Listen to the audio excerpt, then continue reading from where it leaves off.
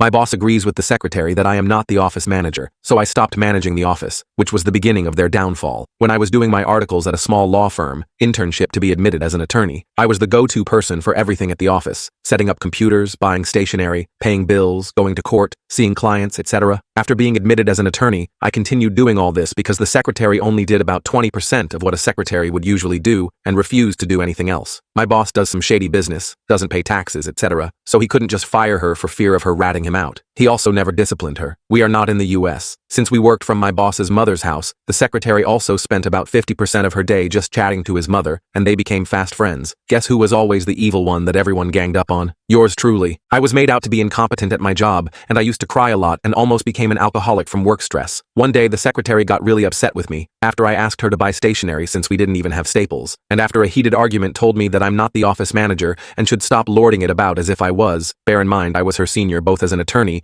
and in number of years worked at the firm. My boss did nothing and rather got upset with me, and so did his mother. I decided there and then I am done doing both secretary work and my attorney work because I was working roughly 50 to 60 hours per week. Standard is 40, trying to get everything done without receiving overpay. She knew this, and my boss knew this, but no one cared that I was basically working myself into an early grave. Cue malicious compliance. If everyone agrees that I am not the office manager, then I will stop managing the flow of the office and only do my attorney work. I stopped paying the bills, buying the stationery, reminding my boss of important meetings, etc. Within 2 weeks, the electricity was cut off for 10 days because it wasn't paid, and my boss's elderly mother and the rest of his family had no electricity. We could also not work for those 10 days. Once the electricity went on, the phone lines were cut because of non-payment. We could again not work. The post piled up, there were no stationery. We couldn't do service of court documents because our service providers cut us off. It went on for weeks. I simply worked around the issues and sorted my life out. In the end, my boss and his mother begged me to do what I used to do, but I refused. Since I was focusing more on my actual work, my fees increased, and my pay increased as well. Shortly thereafter, I moved away from that office to our secondary office and worked alongside lovely colleagues who all did what they got paid to do. I have been at this new office for the last 2 years.